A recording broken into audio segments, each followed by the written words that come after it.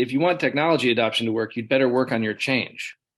Okay, so you better work on the agency and control. A lot of the change process needs to be focused on here's why we're doing this. Here's how this change is going to make you more successful in your job or in your volunteer role.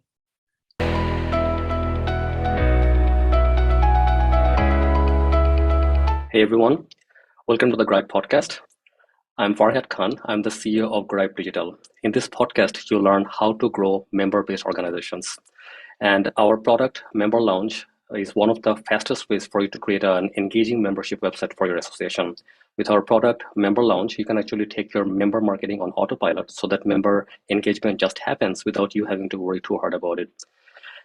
This is a live recording of our podcast episode with a live audience. If you're joining us live today, welcome. It's great to have you on the show.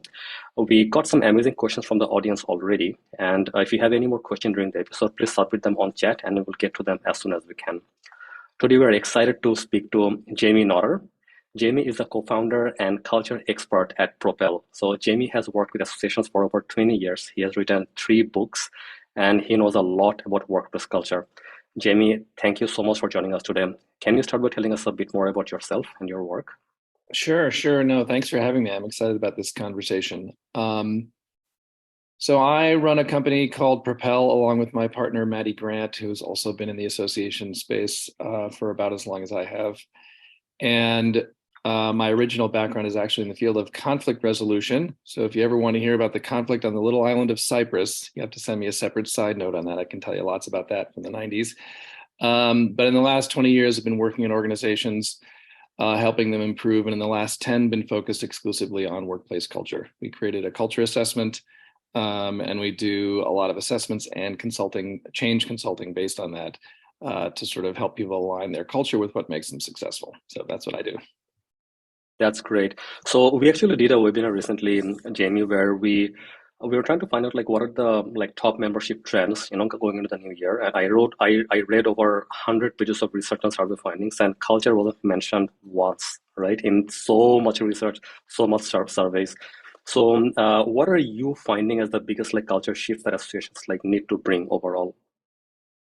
I think everyone's culture is unique, right? So they'll all have unique things they need to address, which is true. But if I would generalize, particularly in the association industry, most of the action items that I see clients coming up with are around agility or transparency. They just can't change fast enough. I remember seeing, we had early data from our assessment, and we had a couple, we don't only work with associations. So we had a little bit of data from manufacturing, from software, from several different industries. And associations, which I think we lump nonprofits in there, they were actually less agile than manufacturing. Okay, so the organizations that have an assembly line are somehow more agile than associations are. We don't make decisions fast enough. We don't stop things when they don't work. It's a classic association thing. We don't fix things that are broken. We move forward as fast as we can, but it's like we've got weights around our ankles, right? Because we're not fixing things, we're not stopping things. I think that actually stretches both on the staff side and over to the volunteer side.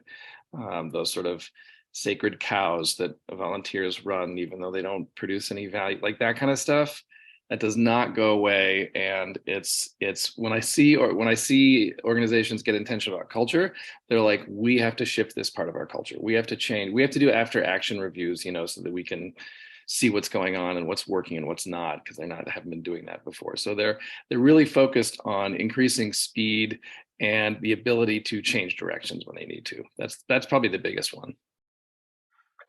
Right.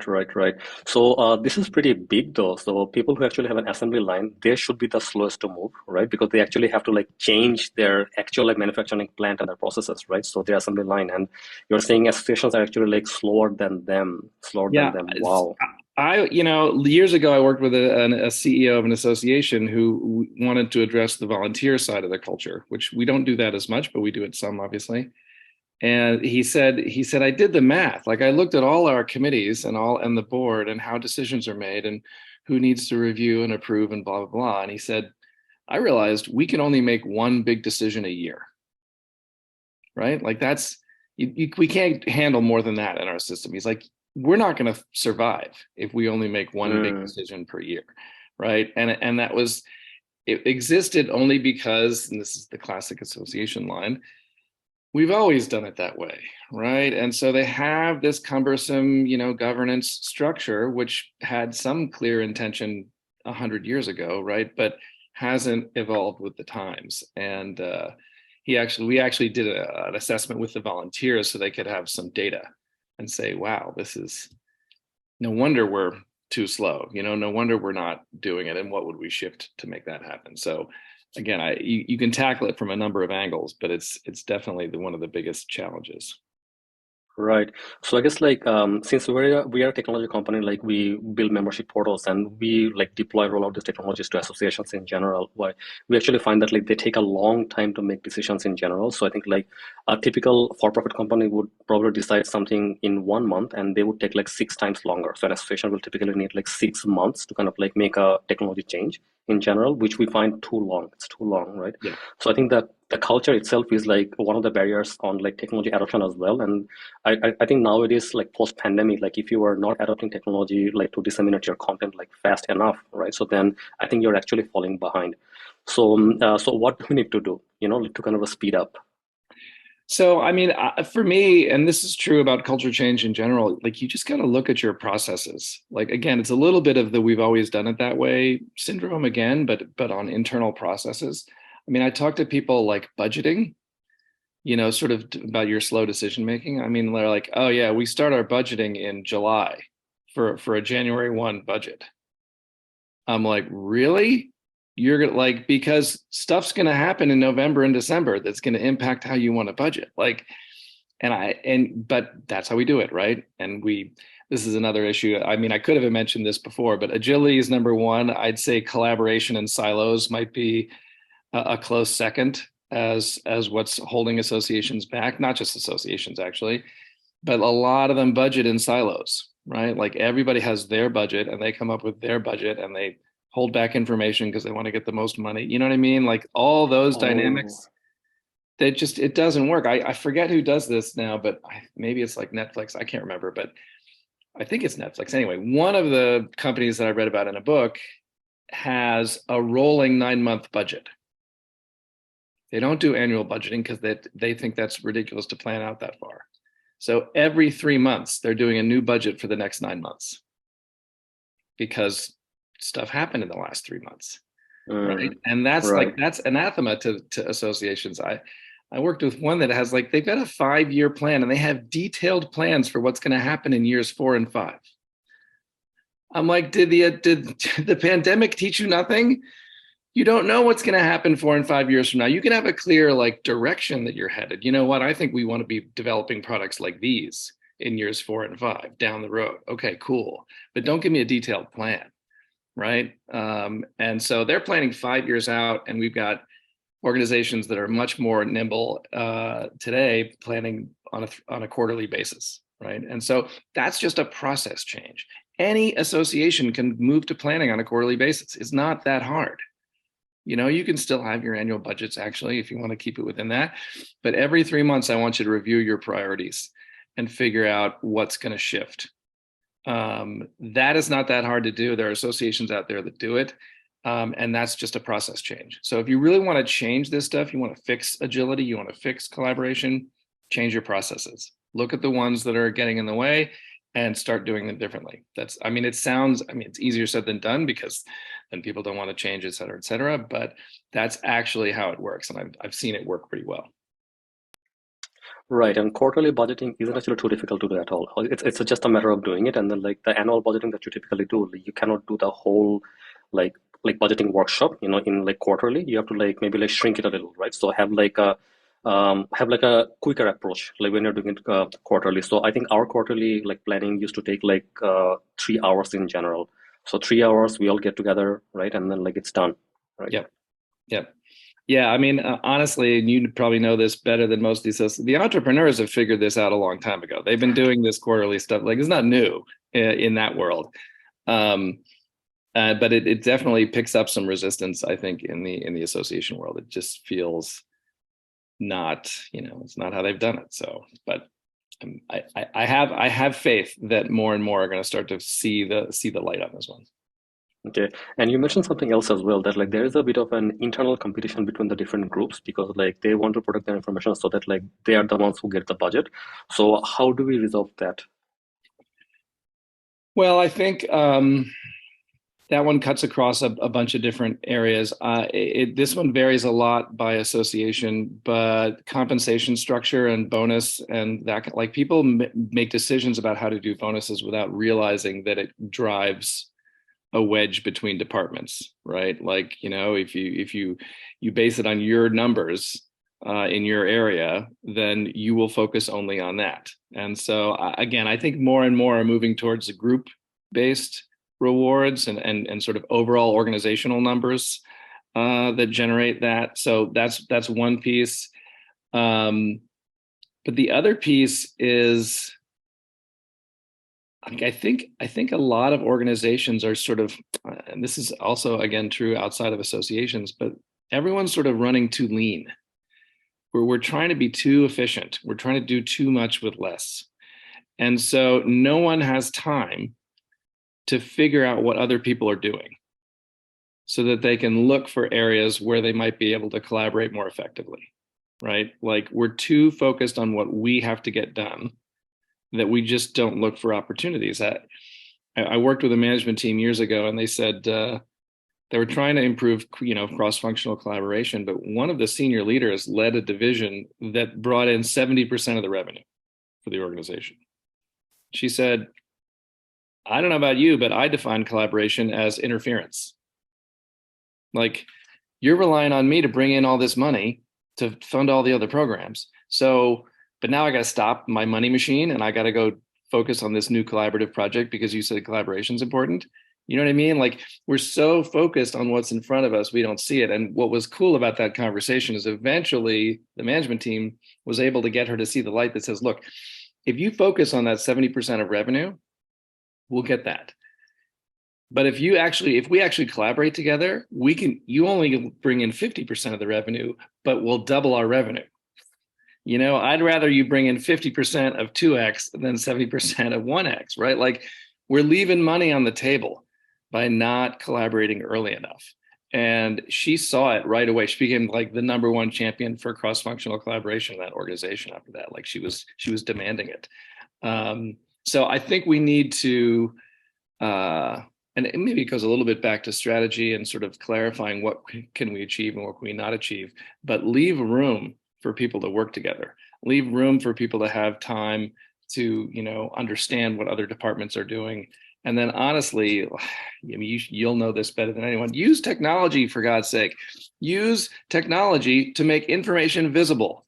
We don't do that enough. We don't create spaces where all that stuff is just there so that I can see it before I need to ask you for it. Right? Like that's on the transparency side, that's the number one pattern. We're reactive in our transparency, we're not proactive. If you ask, I'm happy to share it. We're all about transparency here, but I'm not creating systems and processes so you already know it.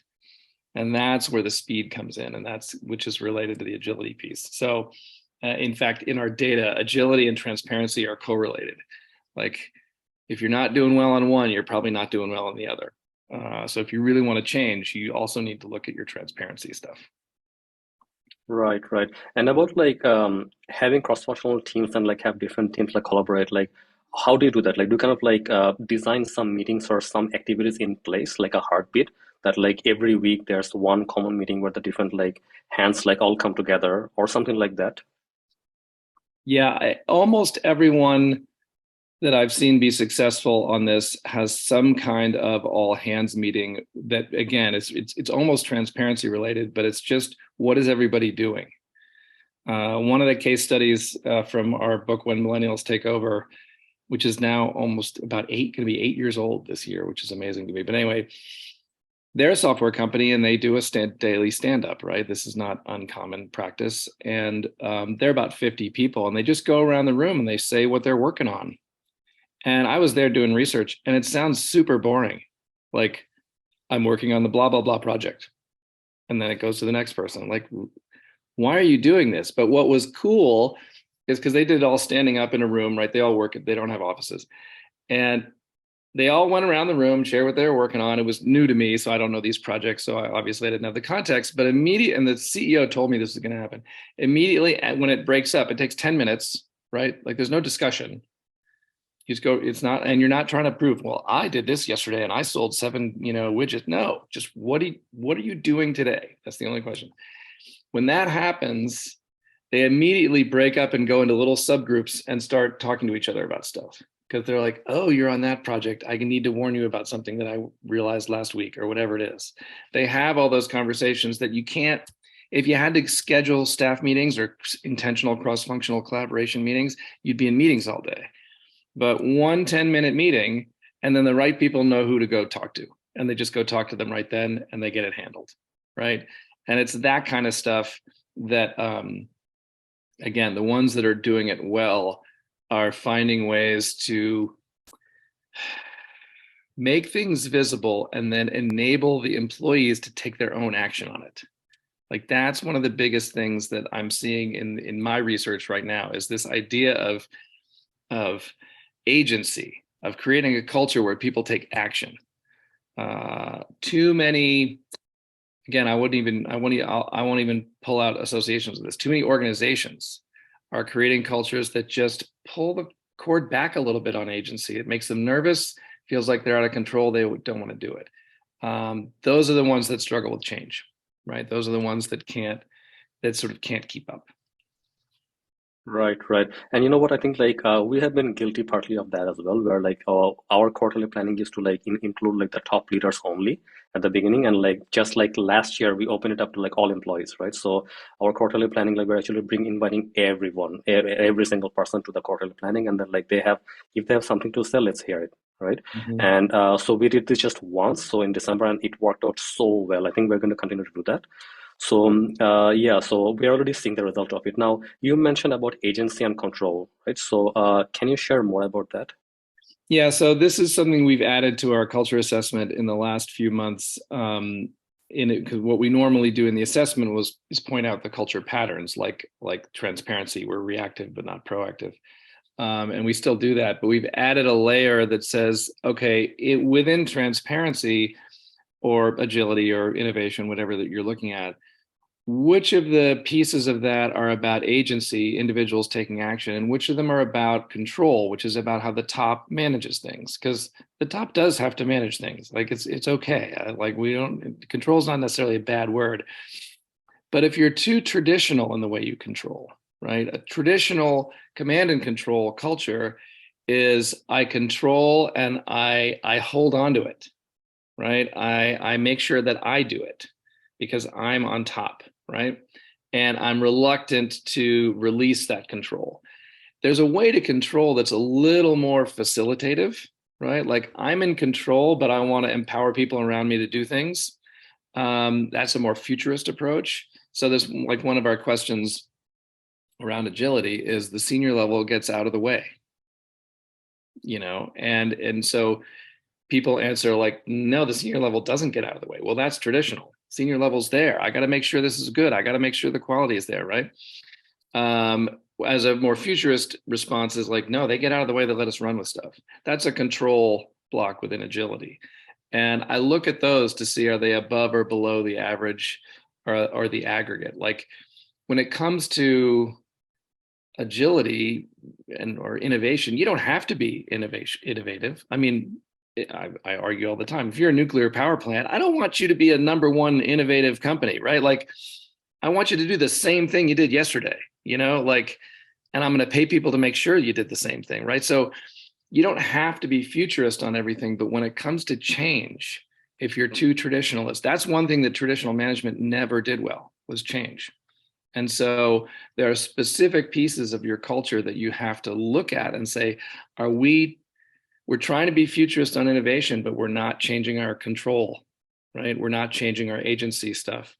If you're doing that, you're going to be preaching innovation. You're going to be preaching better transparency. You're going to be preaching no more silos and collaboration, but you're not going to get the results because people won't trust that they can do it without getting in trouble, right? They don't have the agency, and they will wait for the top to sort of tell them what to do. And that's the control piece. And if you do that, like, you'll change. It'll just take forever. You know what I mean? So I don't have like the nuanced level of conclusions yet on the data because we just started pulling it. But I've already seen, for instance, that between those two things, agency and control, most organizations are emphasizing the agency part. They're moving into that, like, you know what, we got to have people that take action, but they're holding back on control. That one's still more traditional. They're not as willing to change that one. So I'll be interested to see if that shifts over time, and I'll be interested to see what happens when we start feeding this data back to the clients, and they're like, "Oh, I didn't realize that," and what are you going to do about it? So it's the same challenge that is with your culture in general, which is you'd have to change some processes, and you'd have to change some structures, and change the way you use technology. These are all the levers that everyone has to pull in terms of culture change. But part of it you'll have to do. Not just about the pieces of your culture that you want to change, but your ability to change to begin with. Right. And that reminds me of a leadership style that Steve Jobs had, and something that I myself try to follow. So it's called the 10-80-10 rule. So what that means is that, like, there has to be like 10% inspiration coming from the top leaders, and then so 10% inspiration, then 80% execution by the actual team. Right. So then, like, this is where the agency and control is completely given over, like, to the Mhm. like team itself. And then in the end, there's another 10% where the leader comes back and verifies that we're moving in the right direction. Right. So that 10-80-10 for me has worked out like amazingly well. Are there other similar models like that that people can use that you know of? Um, I mean, actually one that comes up a lot. This came up with a client just last week. It's around decision making that it's been out there forever, but it's the RACI model, right? So responsible, accountable, consulted, and informed. Mm, These are decision making roles. So someone's making the decision, that's the responsible. Someone else is the boss, that's the accountable one. They're not making the decision, but they can sure as heck reverse yours if they think it's important enough. And then consulted and informed is who's out there that I can't make this decision unless I check with them first. I need their input. That's consulted. I don't have to listen to their input, frankly, because I'm the decision maker. But I can't just decide without having talked to them and gotten their input. And informed, I can decide and then tell them later, right? But a lot of it is the thinking you're an R, you're responsible when you're not, right? And mm, or thinking you're or thinking you're you're an R, but you're a C, you're consulted. Like, oh, you have to mm, consult me, and then you have to agree with whatever I say. No, I don't. It's a simple model. If you just clarified that would speed things up so much around like what the role of leadership is, right? Like, I'm delegating this authority to make the decision to you. The 10% is I'm coming in to check to make sure we're on the right track.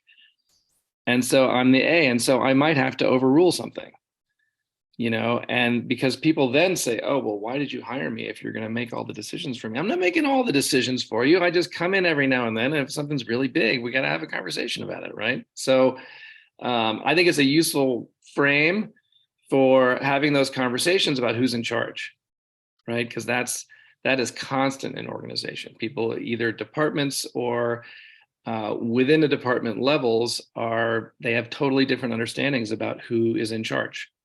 And if you frame the conversation of, well, let's talk about who's in charge, everyone's going to say, well, I should be in charge of this and I should be in charge of that. Like, that's not helpful.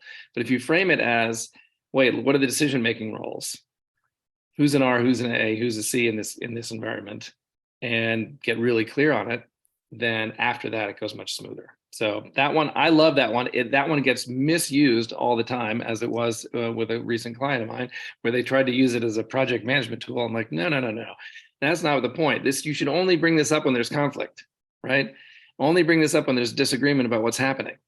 Use other stuff for your project management. But I feel like we shy away from this stuff. Maybe it's my early background in conflict resolution. We don't want to have these tough conversations, so we don't. And then that's why we're sort of where we are. Right.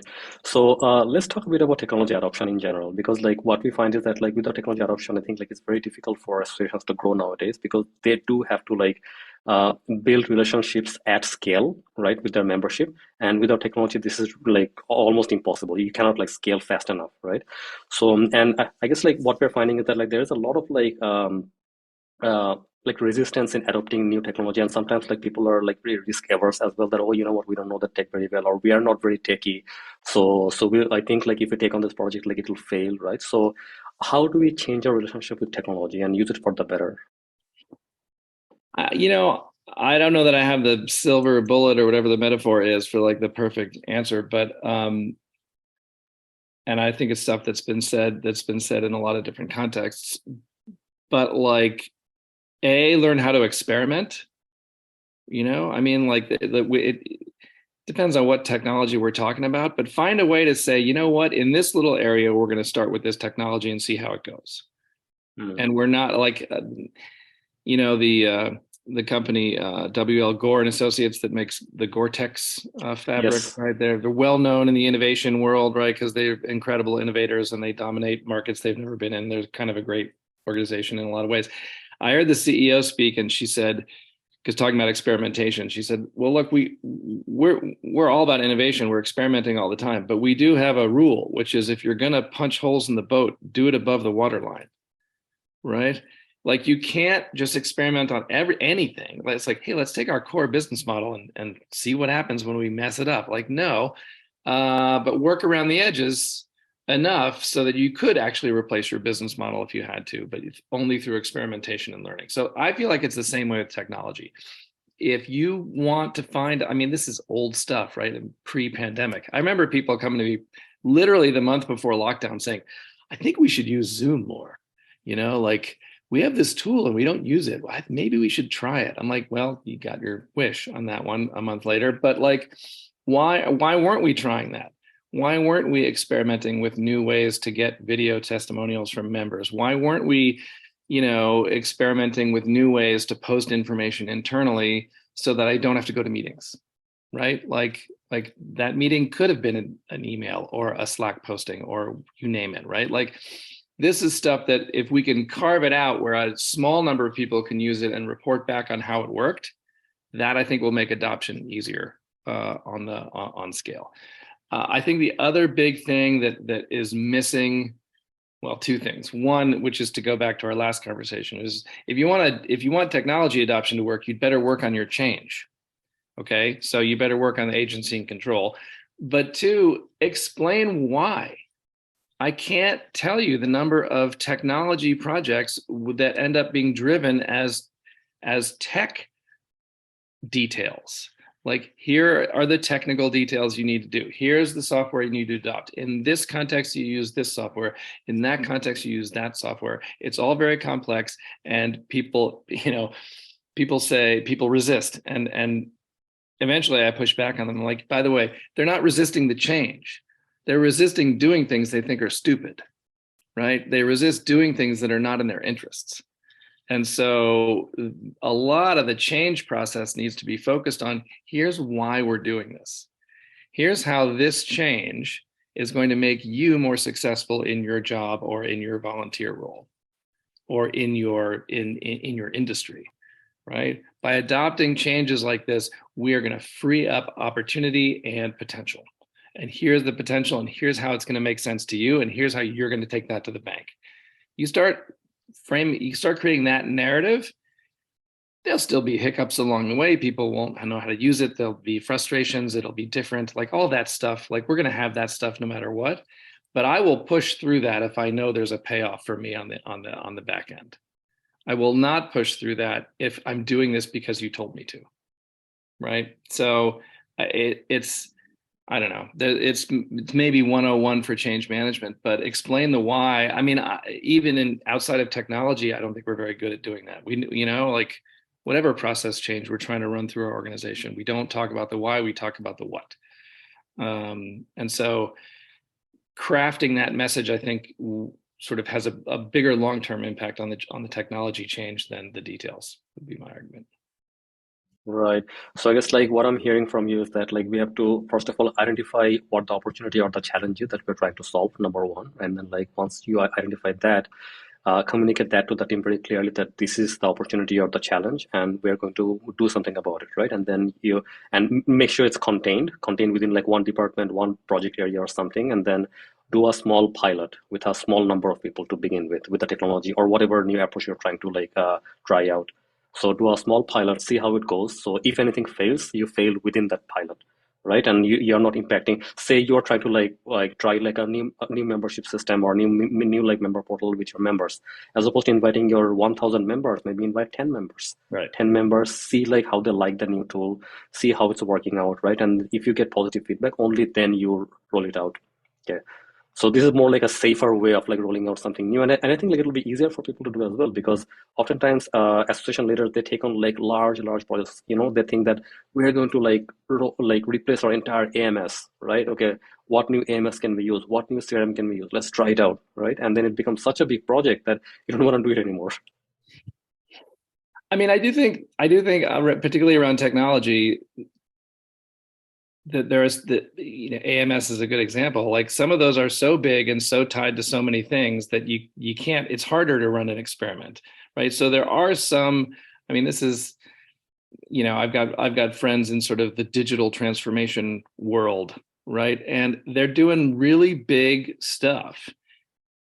The same, I think, lesson applies. You still have to explain the why, and not Mm, just that, well, because everybody's doing digital transformation and because digital transformation is a cool word and we want to be cool. Like, no, like here's what our future looks like when we're not digital, and digital to the core. Okay. You have to paint that picture. It's a little scary that says, I mean, I wish more associations would do this. I would like more associations to paint the picture that says, here's how we slide into being completely irrelevant in our industry. Here's how we slide behind the other organizations that do similar advocacy, education, networking, like this, because they're out there. Like mm, only in rare instances is it a true monopoly, right? So there are other stakeholders out there that are trying to do what you do for your members, and here's how we just let them pass us. Like mm. that's a story that we need to get clear on. And we let them pass us by sticking to our old processes and having everybody submit their stuff by fax, right? Like we can't be agile and nimble in that environment. So you start with like, that's what's going to happen if we don't change. And so here's how we win if we do. And if you want to make that case that we got to change a lot at the same time, given where we're starting, like incremental, we might not keep up. If you can make that argument, then it's big change. And like, I think we can embrace that. But in that case, I think you'd better do more work on your culture because everybody's changing. You know what I mean? Like, and that level of change is going to require to you to up your game on the agency control stuff. Like I don't,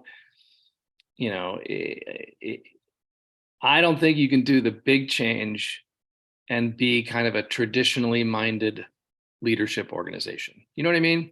Right. I don't. I Yeah. mean, you can do it, but it's going to take too long, and people are going to get too frustrated. Like, if you're really traditional, then like just stick with the AMS change. Like, maybe Yeah. just start there, or you can do the big change, but at the same time, you better be building that culture from the ground up to be more sort of change ready, or else I think the big change is gonna fail. Right.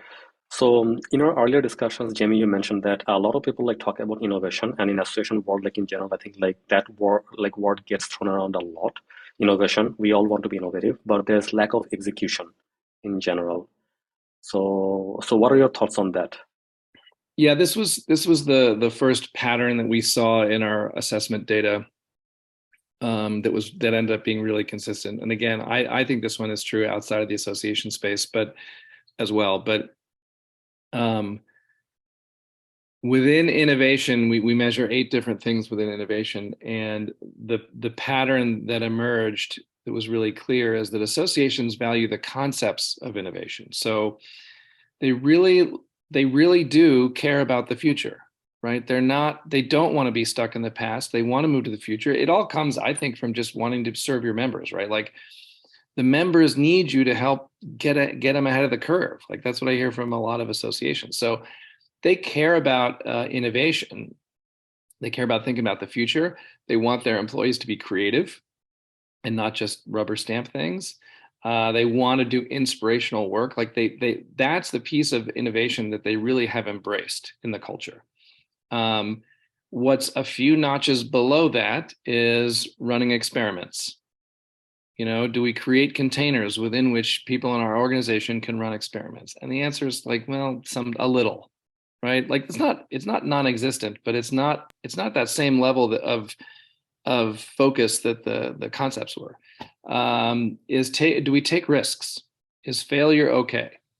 Because I asked people that one, and they're like, oh no, failure is horrible. You get completely flamed if you fail. I'm like, okay.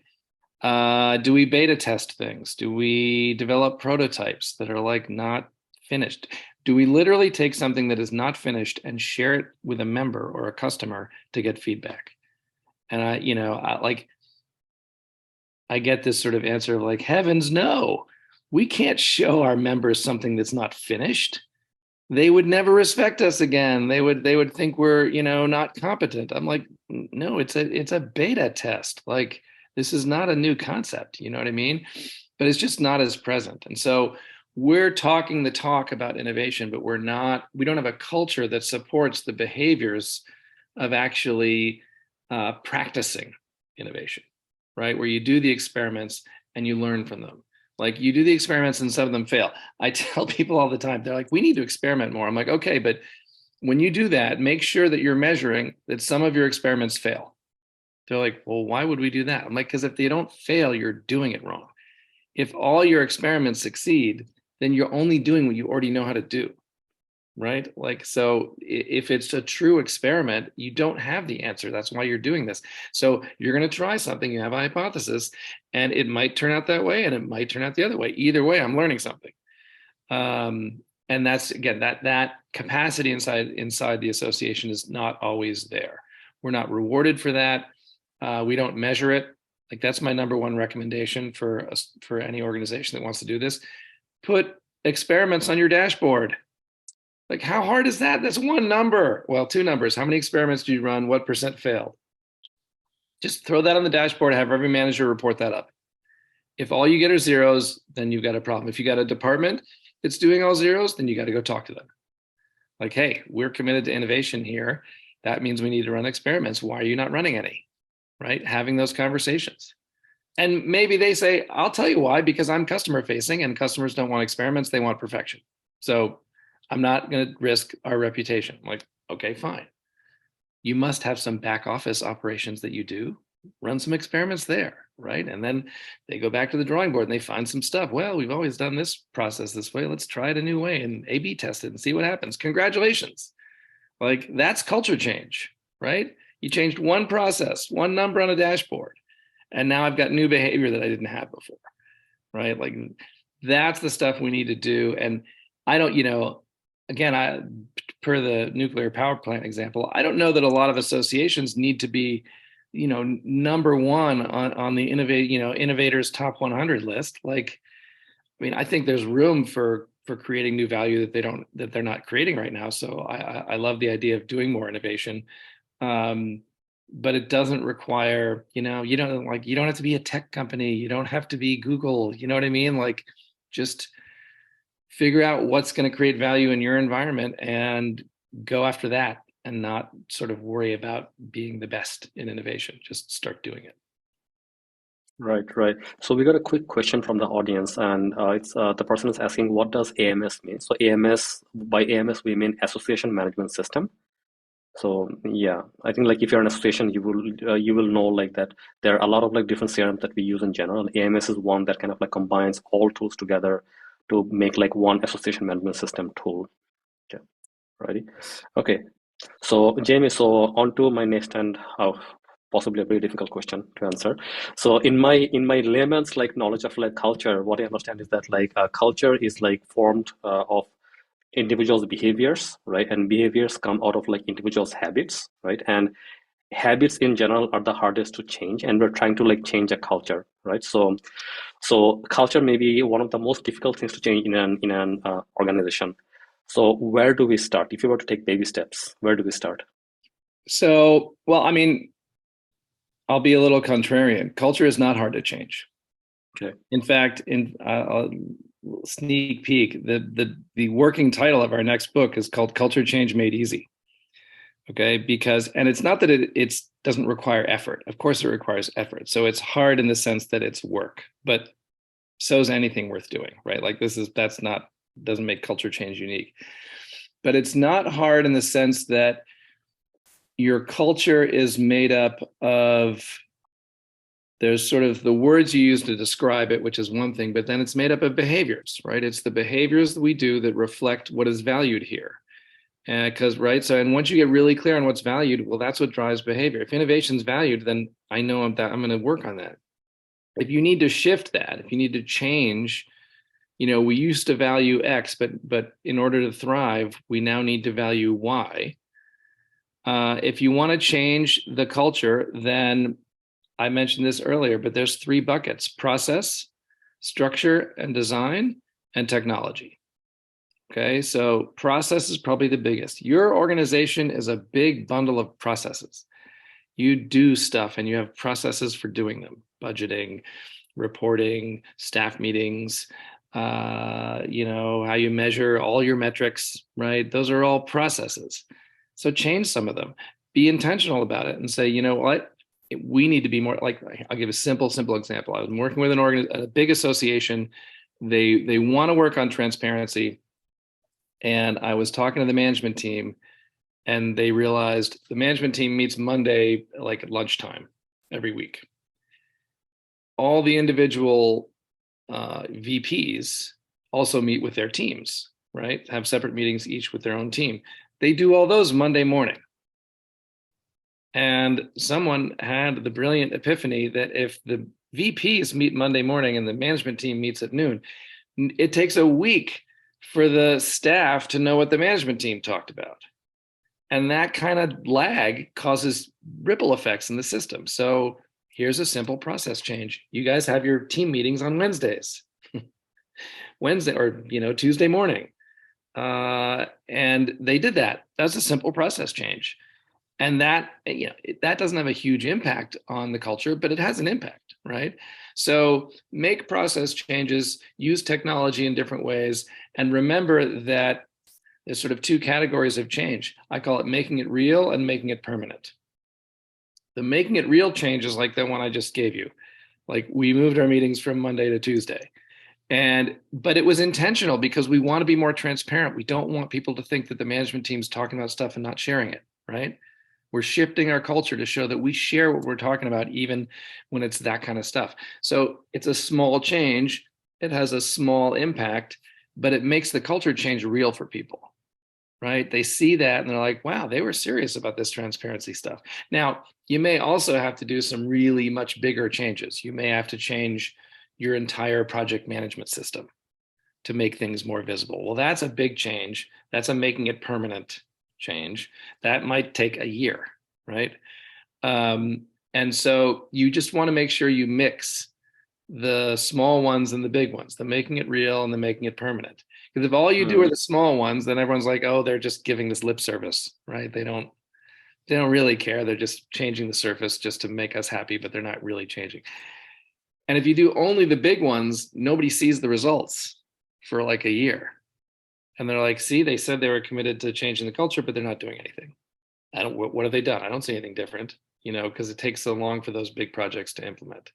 So if you have the right balance of making it real and making it permanent, and you're intentional about changing either the process or the structure or the technology in a way that drives the specific behaviors that your new culture needs, then you will change culture in a matter of months, right? Like, if you really need a culture transformation, like we're going from just one extreme to the other, that's going to take at least a year, right? For like a full transformation. But I'm telling you, you can fully transform in a year.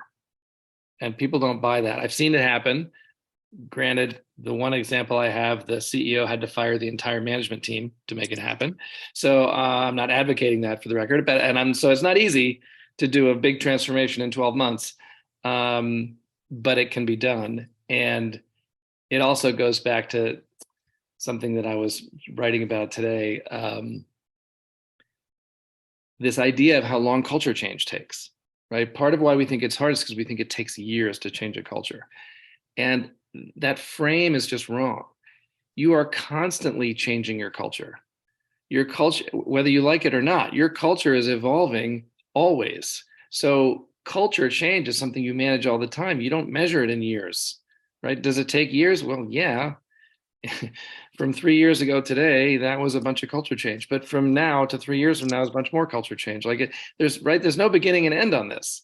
So if you frame it more as we have to make sure we are continuously aligning our culture with what makes us successful, right? That's your job as a leader, is to make sure the culture is driving the behaviors that make you win. And what makes you win will change over time as your organization grows, as the environment shifts.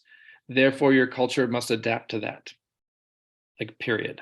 So the job is culture management, not really a culture change project. Like, you can do culture change projects. I do those all the time. If you're trying to introduce the concept of culture management internally.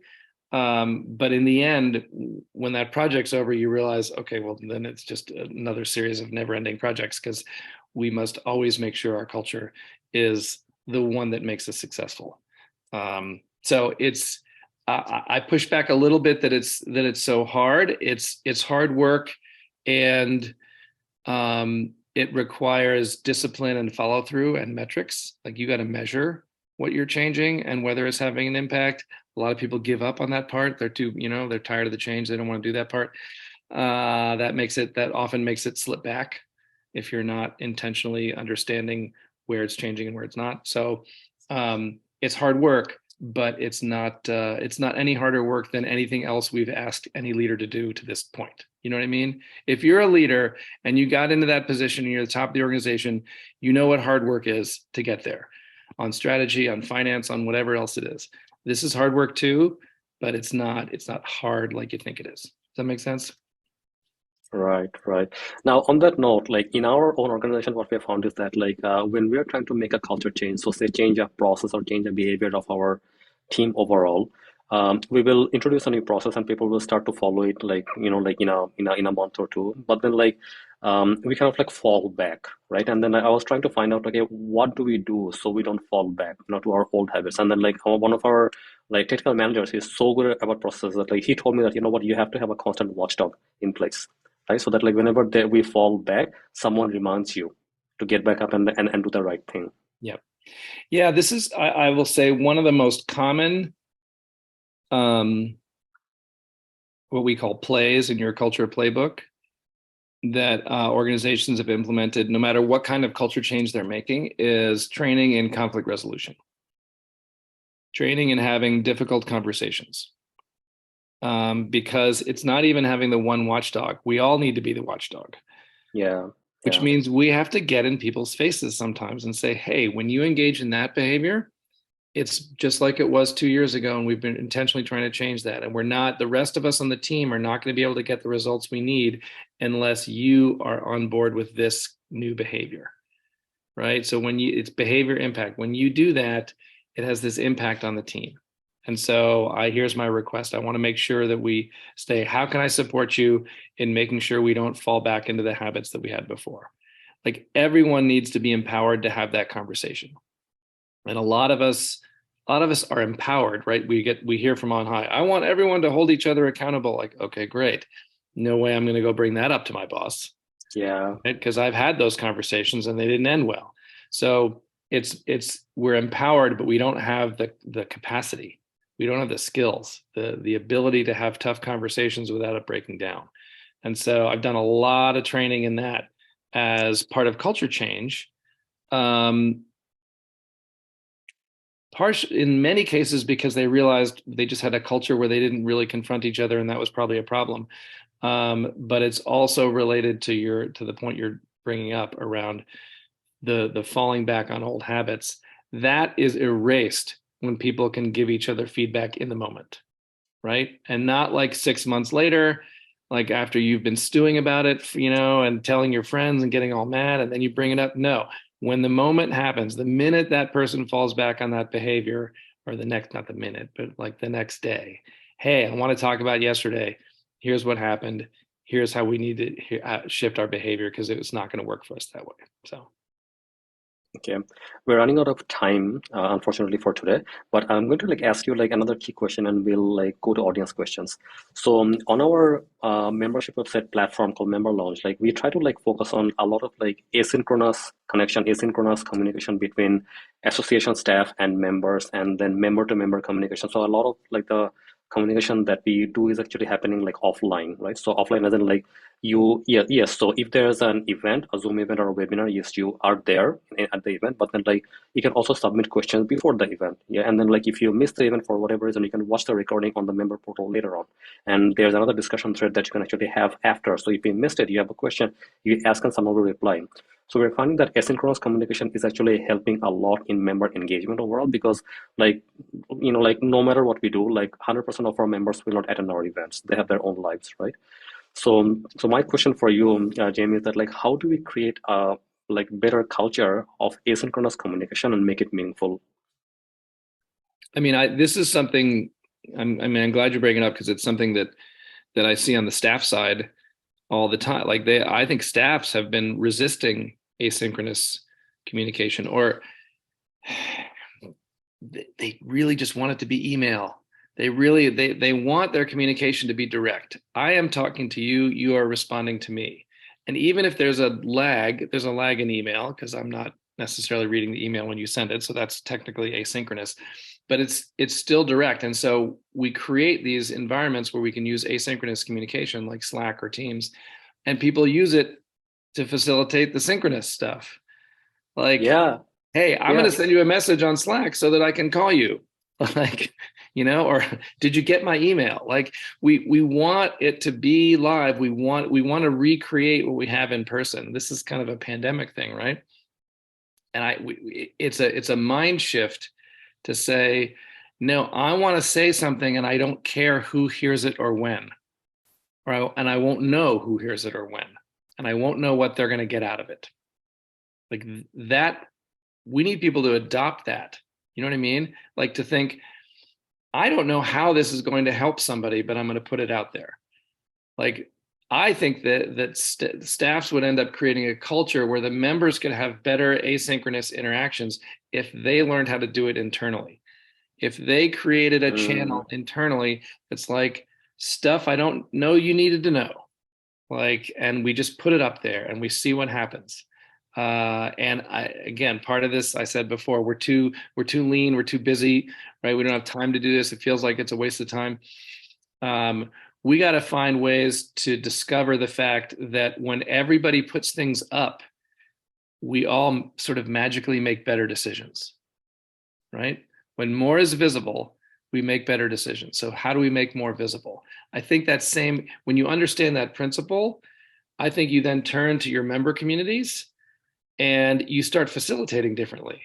You start mm, asking different questions. You start creating more environments where it can be asynchronous and not as controlled and scripted. And you need to know X, come to this webinar, learn that, right? Like we're good at that piece. But if we had that experience internally of of again what I call the magic of like when stuff's up there, suddenly I know to go to you to ask a question that I wouldn't have known before.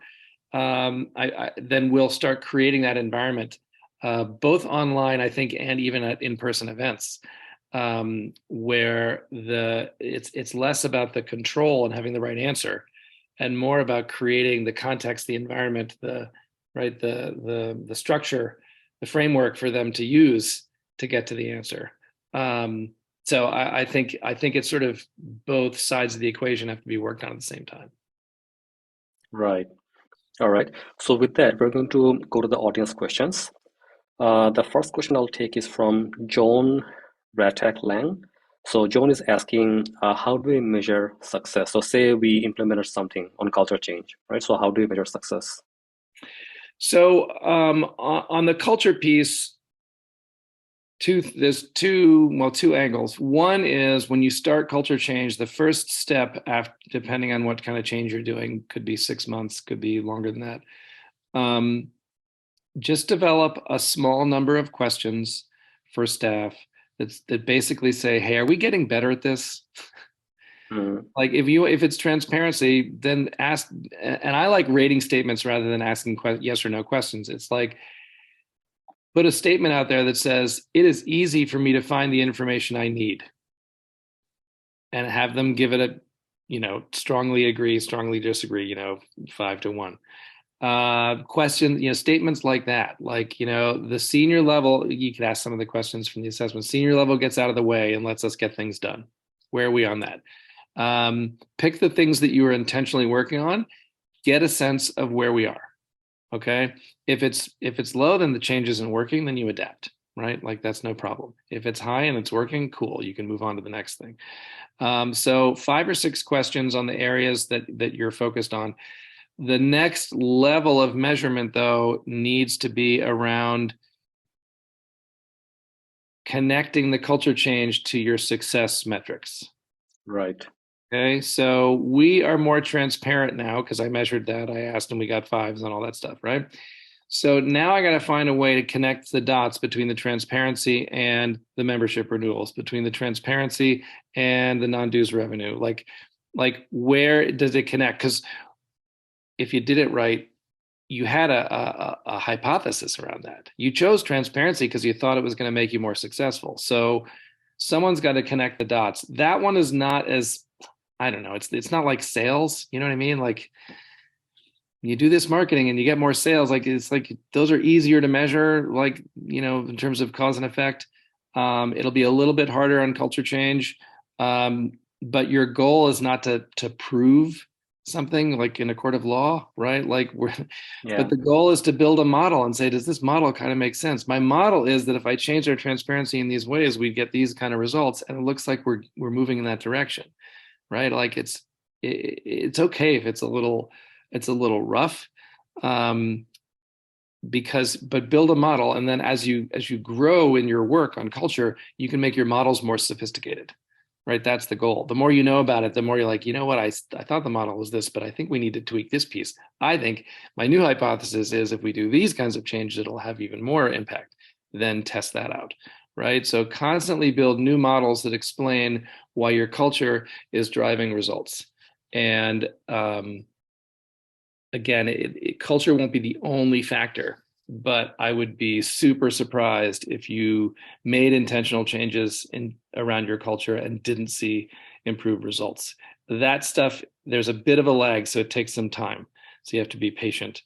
It's not like you start culture change on Tuesday and you have 20% member growth on Thursday. So but I think you can start to see those numbers, and I've certainly seen interim numbers like productivity or efficiency coming in under budget, coming in ahead of schedule. I've seen those kinds of results pretty quickly, like within 6 months, when culture change is happening. So you can measure those sort of interim results too, as opposed to the sort of bottom line ones, and start connecting the dots. But that's my advice on that one. Our next question is from Chad Wagner. And Chad is asking, how do you get the members that have been around a long time to commit to including the younger members? Age old question. Um, I think what I said before about explaining the why is important. And I think there's opportunity. This sort of depends on the exact nature of your membership and what older and younger means, et cetera, et cetera. But I think about programs that I've heard of over the last, couple decades around reverse mentoring, right? Like particularly what used to be around Mm, technology, right? Get the young people to teach the old people how to use Microsoft Word or whatever it is. Um, So it doesn't have to be about technology, but that concept of reverse mentoring. In other words, how do we get the old people to let the young people in? It's like, well, why don't you get some of the young people to invite the old people into something? You know what I mean? And have them go in that direction, show them some stuff that they know. So I think you need to be creative about that. I think people aren't going to like this answer. Um, Sometimes you got to move on past the old people. Okay. And I was going to say that after you. I feel like I can say that because, well, I got gray in my, it's hard to tell, but I have gray in my beard. Yeah. Like I'm an old person. I'm 56 years old. I'm embracing my old age now. And the too many people in my age bracket and above have lost something. This is an important concept that Adam Grant wrote in his book Think Again, which is called confident humility. Okay, confident humility. It's part of a growth mindset, and I'm confident that I can do it. I have confidence in myself. I have confidence in my ability to succeed and do whatever the task is, or whatever we're doing. I am humble about the tools that I'm using. I assume that I probably don't have all the answers and that the tools I'm using might be wrong. And I'm willing to adapt on that. So if I'm not confident enough in myself, if I'm like, yeah, I have humble humility, then it's like I don't get anything done because I'm an imposter. I shouldn't even be here, right? But if I have confidence, then if I'm overconfident, I can do this and I know that my tools are right. Then it's like, I don't know, Icarus, like you're rigid, and it doesn't help for growth. And you become that sort of armchair quarterback who's like, I can't believe Tom Brady did that. I'm like, really? You never played football a day in your life? Like that's overconfident in your answers. And I'm going to generalize and say, I think the older you get, the more rigid you get, the more confident you are in your answers. And so you can get to a point in a swath of your membership that is so stuck with their answers and does not embrace that confident humility. That makes me nervous. I want to find ways to do end runs around those people. Okay. Now that's not true of everybody who's old, just for the record, right? Like, so it's not true of all your members either, or all your old members, but that's what to look for is, are they too rigid in their answers? If they're too rigid in their answers, I got to find a way to do an end run around that, because that's not growth. That's not how you get to the next level. And almost every association that I know wants to get to the next level, right? They want to take it up a notch, and that means growth, and that means avoiding that sort of overly confident in your answers approach. Okay. Our last question for today is from Alison Damante. And Alison is asking, would love to hear more about how to get members involved at different levels of volunteering. This one's been around for a while too. There's one answer that's like the micro volunteering, right? Like creating opportunities for like doing just a little bit of work. A lot of that sort of born out of when the millennials hit the scene and everyone's like, I'm not gonna spend 15 years volunteering in order to get on the committee. You know what I mean? Like, just let me come in, let me come out, let me do something. And then I also think there's room for I don't know how to describe it, but let the volunteers figure some stuff out on their own. You know what I mean? Like and I see this a lot. It's like, well, we're an organization, we have volunteers, we can't just let them do anything because that's a waste of our time, staff time, right? Because they send us on wild goose chases. But I think there's room for them to create opportunities to do things in the context of your organization that you don't have to control or manage, right? Like if you have to manage it, then okay, that's different. I can't just let them do anything. But if you can create a container within which they can do stuff, back to the experimentation, let them come up with their own things. Like we're so hooked on calling it volunteering but that's back in our model of what a volunteer looks like and how it works. I got to manage it. You're volunteering. We know the rules. the rules of the game could change if you think of volunteering in a different way, which is I'm going to collaborate with peers in the context of this organization to do things, and it's going to meet my needs and it's going to make me happy. And I'm going to associate that with this organization, even though it's not a committee position, or you know what I mean, or even a task force that forms and then disappears. Like, fine. I think we need to open our minds a little on what volunteering looks like.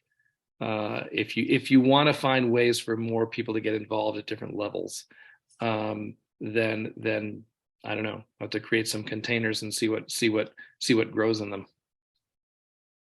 Right, right. And just to add to that very, very quickly, I love the idea of micro volunteering. So if an association is maybe like looking for some help in certain area, like why not reach out to your members, say that, hey, like we're struggling in this area or we need some help, like who knows about this? And have you done this before? Right. So then maybe get them to like come in and kind of like volunteer for a little project. And if they like it, why not like let them run with it?